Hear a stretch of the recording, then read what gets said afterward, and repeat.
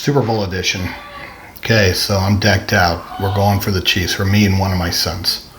My wife is a lifelong Niners fan and has poisoned the minds of my other children. So go Mahomes. We're Texas Tech fans. I'm really a Cowboys fan, but you know, I've been used to disappointment for a long time. So, but today I'm going for the Chiefs. All right.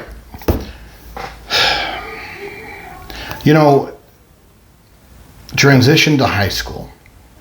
First IEP meeting this week. Afterwards, visited the classroom. Reminded you of a bad nursing home scene with kids slumped in their wheelchairs or at tables with iPads, with one para watching them. The other was changing a kid in the back. 7 kids, 2 paras, and a teacher. Kids all require diaper changes, feeding assistance, since most are low functioning. One para is very pregnant, the other is a substitute because the para recently quit.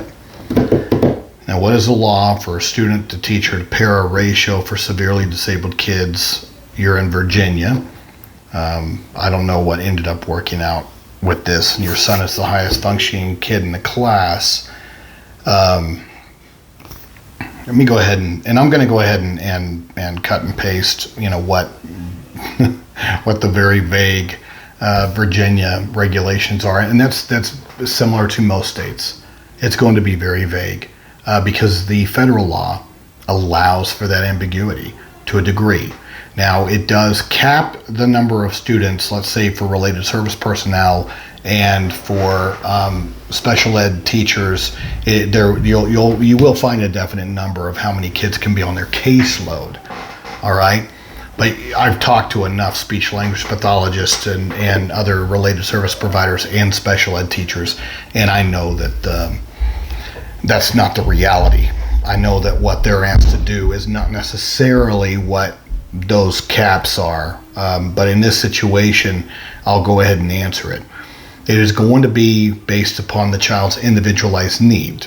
Now, at that point, what we also find in self-contained environments is sometimes the other parents have no idea what was promised to the other parents. So you have a lot of robbing Peter to pay Paul in some of these IEPs in what the other 6 parents, because I'm assuming your child's the 7th child in that class. So the other 6 parents, it all depends on what was promised to them and what was promised to you, and how all of that is written into the IEP. Because if there's a lot of written into where the parents think that their child has a one-to-one designated aide, which is very common, and then because they don't visit the class, or maybe they're prohibited from going and observing, and they don't clue in that this is a nightmarish environment, then, you know, the light bulb. But I've had situations before, so it's almost like, you know, a guy dating 4 different girls, and they all magically meet one day, and they all look at each other and go, oh, my boyfriend's named Tom. Well, so is mine, so is mine, so is mine. And that's typically how that happens. The other parents start to communicate and realize that they've been sold a bad bill of goods, and all of them have been told that their child will have a level of support that they're simply not providing. But see, you went in there, you saw what was really going on. Now, let's back this up. It's not going to be the special education teacher or the paraprofessional. That's not going to be their fault. They are just as much a victim to this environment as your child. Most of them are going to feel downtrodden. They're going to have low morale because they don't feel supported. And most of the time, these are dark and dreary environments where nobody wants to go. And that shouldn't be how it is. And so it is one of those things to where I would look at the teachers and understand that there are victims in this as well, and how do you fix it? This is an administrative problem, and this is not only on a principal level, but well above that. It's going to be a superintendent and special education director issue, because they simply don't want to provide the level of support required for this class, because they do not believe that the resources for that class are going to be well spent.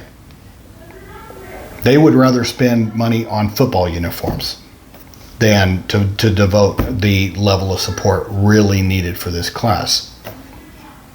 And I say that out of reality, okay? My child is a self-contained child, and I am fully aware about, that these things can be very, very well managed and well-oiled classrooms if they have the right training and support and third-party providers to come in and help support the staff.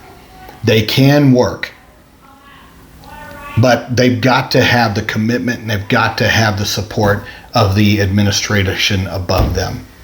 And I'm not even going to say that your principal, has that kind of power to sit there and create that kind of environment. I've seen principals pulling aides out of self-contained classrooms to use these aides with the kids that matter. And they should not be doing that. They should not be taking support staff out of self-contained environments to cover other areas of the school. But they do that, and they get away with it because they don't care about those kids. And I'm going to say that, guys. There's a lot of educators on this page, and there's some decision makers that are on this page. I know you're on this page. But look, I'm going to speak the truth. If you're taking support staff from the kids that need it the most, that have limited communicative abilities, that they don't have the independence to toilet independently, which is a basic human right. We should be working toward that for all. Then yes, the minute you take away that's like taking a candy bar out of a kid's hand. That's like taking a wheelchair out from underneath a kid who needs a wheelchair. Taking away even the least amount of support from a classroom like that is equivalent to all of those things. And so, in my world, that's unforgivable, because it's a conscience choice to take from here because they don't matter, to give over here, instead of having them go without or trying to find a way to solve the problem. So, what do we do about this ratio? The teacher's not supposed to be included in this ratio, by the way. The teacher's responsible for 7 IEPs. The teacher is the one that has the license to instruct and provide special education toward the goals developed for all 7 of these students. Your teacher is not a glorified aide. And many schools use the teacher as just another aide. That's how they're treated. Take the teacher out of the equation. Really, you have 2 paras for 7 kids and 1 teacher, which means if you break the support aide down to the 7 kids, that's almost 4 kids per aide. What's it, 3.5? 3.5 kids per aide in a heavy need classroom. Now, a 3-to-1 is sort of the average. Well, I'm talking 3 students to 1 aide is sort of the average. You're talking about moderately to not that impaired students. That would be the right ratio. But the more severe and the more increase in need with regards to feeding and toileting and those kind of things, I'm sorry, but that's a lot of work. And so that really should be either 2-to-1. Remember, the teacher's not in the equation. It should either be 2-to-1, and some of those kids may even need 1-to-1. Now, the concern for me is that your son's the highest functioning in the class, so who is he modeling?